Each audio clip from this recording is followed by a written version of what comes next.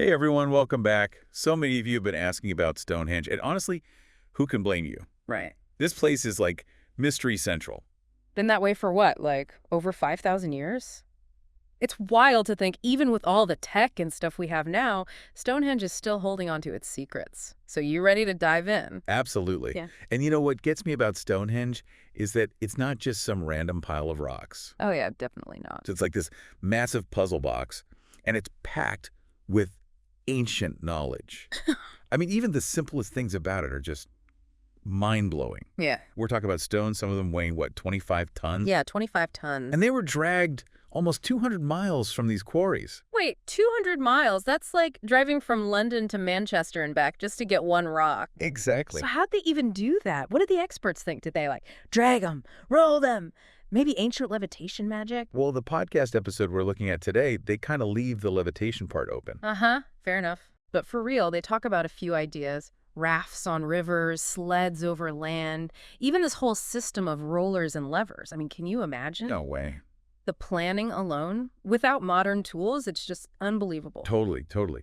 It makes you think they must have had some seriously smart engineers back then. Oh, for sure. But all that effort for what? I know the podcast talked about Stonehenge being this giant celestial calendar, right? Yeah.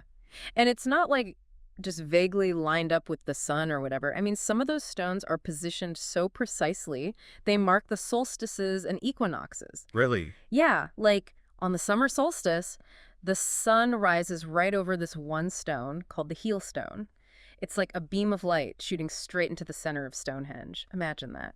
Wow. It's like they mapped the whole sky in stone. Exactly. Okay, so we've got this massive, crazy, accurate stone calendar. Right. But there's that other thing. I remember the source mentioned finding human remains at Stonehenge. Oh, absolutely. What's the story there? Was it like a burial ground too? Yeah, that's the big question.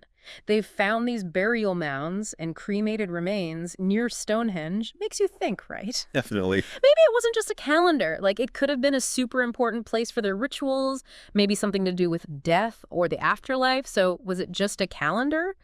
Or something way deeper, more spiritual? We don't know for sure. Like double the mystery. Yeah. And that's where the myths and legends come in, right? Merlin, giants, all that good stuff.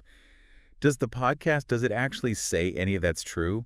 Or is it all just fantasy land? Well, they definitely lean more towards the science side of things. Makes sense. But it's kind of cool, right? Even myths can point to, like, little nuggets of truth sometimes. Oh, interesting. How so? Like, take the Merlin story, the one where he magically moves those giant stones. Yeah. It might actually be like a cultural memory, you know? Remember how hard it must have been to build Stonehenge? Oh, yeah. Back then, it probably seemed almost supernatural. So maybe that story, it's their way of explaining something that was just mind-blowingly awesome.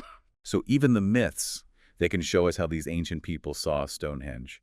It's just amazing how this one place can have so many different meanings, from super hardcore science to ancient legends.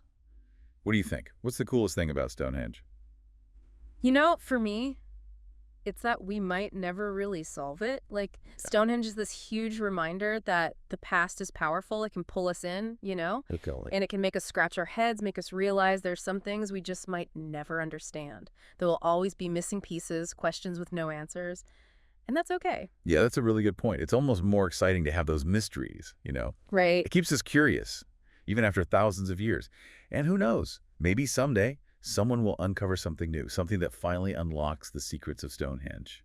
But until then, we can keep digging into the theories we have and just let our imaginations go wild. Exactly. The mystery keeps us exploring. Thanks for joining us on this deep dive. We'll catch you next time for another fascinating journey into the past. See you then. Bye. Bye.